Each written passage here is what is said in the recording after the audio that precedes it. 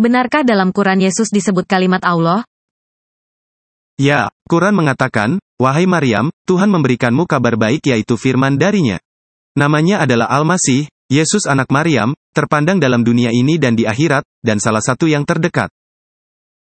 Menurutmu mengapa Yesus disebut sebagai kalimat dari Allah? Ada orang-orang Muslim yang percaya bahwa Yesus disebut kalimat Allah karena ia diciptakan melalui kalimat atau perintah Tuhan.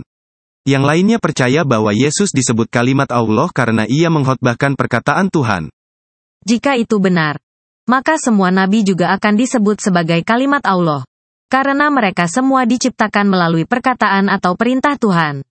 Apalagi semua nabi mengkhotbahkan perkataan Tuhan. Jadi mengapa hanya Yesus yang mendapatkan gelar tersebut? Saya mengerti. Kedua alasan tersebut tidak menjelaskan dengan tepat, mengapa Yesus disebut kalimat Allah. Injil mengatakan kepada kita, bahwa ketika Yesus dilahirkan ke dalam dunia ini, Sang Firman menjadi daging dan berdiam di antara kita. Apakah menurut Anda kalimat Allah adalah sesuatu yang kekal, atau sesuatu yang kemudian bereksistensi pada satu titik dalam waktu? Menurut saya, kalimat Allah pastilah telah eksis bersama Tuhan sejak kekekalan. Jika tidak, maka berarti ada waktu di mana Tuhan tidak memiliki kemampuan untuk berkomunikasi, dan itu mustahil. Orang Kristen juga mempercayai hal itu. Alkitab mengatakan bahwa pada mulanya adalah firman, mengacu kepada Yesus, dan firman itu bersama Elohim.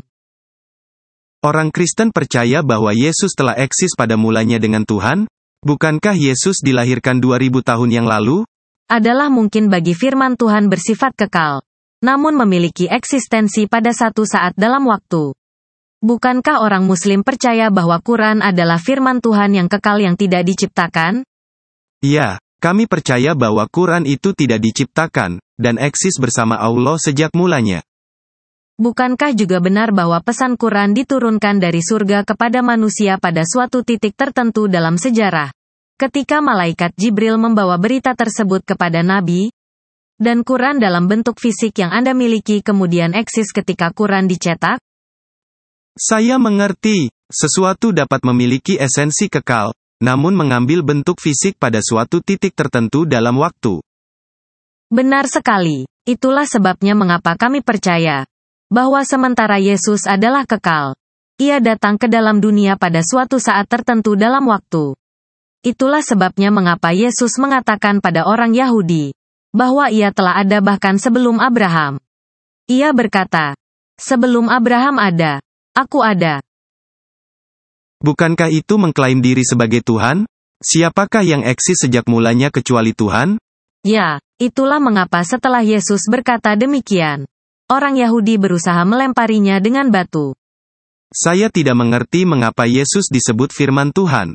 Alkitab disebut firman Tuhan karena Alkitab adalah wahyu dari Tuhan.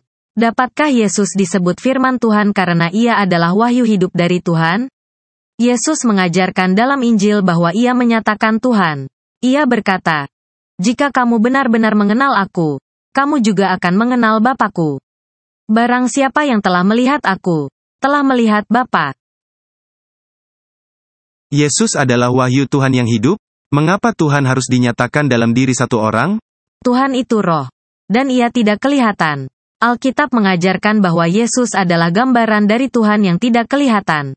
Menarik sekali. Mari kita mendiskusikannya lebih banyak lagi di lain hari.